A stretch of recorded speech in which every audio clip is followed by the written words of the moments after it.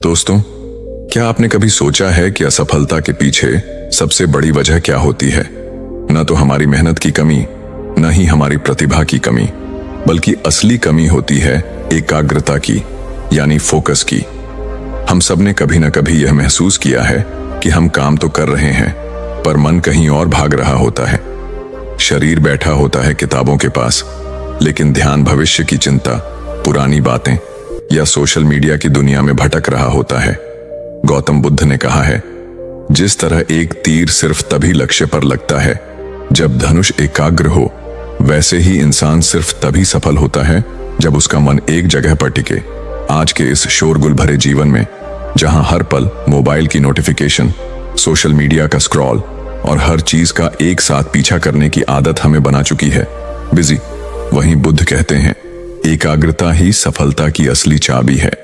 आज मैं आपको गौतम बुद्ध की 3 ऐसी कहानियां सुनाने जा रहा हूं जो हमें सिखाती हैं कि कैसे ध्यान को एक दिशा में लगाकर हम असंभव को भी संभव बना सकते हैं।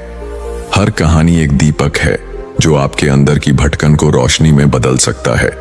तो चलिए शुरू करते हैं और समझते हैं बुद्ध के दृष्टिकोण से ध्यान और सफलता का रहस्य। पहली कहानी शुरू करते हैं। बौद्ध भिक्षु एक पार्क में आराम कर रहे थे। वहां उन्होंने एक लड़के को देखा जो एक खाली पेज पर कठिन श्लोक लिखने की कोशिश कर रहा था, लेकिन गलतियों के कारण बार बार पेज फाड़ रहा था और हर बार नए पेज से शुरू कर रहा था। कुछ समय बाद लड़के का ध्यान बौद्ध भिक्षु पर गया, तो लड़का तुरंत उनके पास गया और प्रणाम करके कहा, महात्मा, मैं पिछले 3 घंटे से इस श्लोक को सही से लिखने की कोशिश कर रहा हूं, लेकिन हर बार कोई ना कोई गलती हो जाती है, जिससे मुझे शुरू से शुरुआत करनी पड़ती है। मुझे समझ नहीं आ रहा कि मैं क्यों नहीं लिख पा रहा हूं। बौद्ध भिक्षु मुस्कुराए और बोले, बेटा, केवल फोकस की कमी के कारण ऐसा हो रहा है, क्योंकि एक साधारण इंसान अपनी ज्यादातर ऊर्जा बेकार की बातों और आदतों में लगा देता है, इसलिए लगातार मन भटकता है।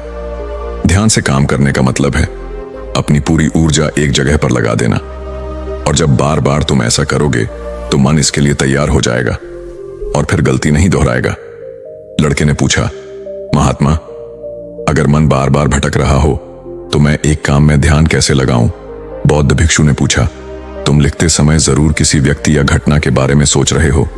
लड़के ने कहा, हाँ महात्मा जी, आज छुट्टी के दिन सबको बाहर खेलने का समय मिलता है, लेकिन मुझे यह काम पूरा करना है, शायद इसलिए मैं ठीक से फोकस नहीं कर पा रहा। बौद्ध भिक्षु ने कहा, ठीक है, अब इन सरल तरीकों को समझो, फिर तुम अपने काम को मन लगाकर कर सकोगे।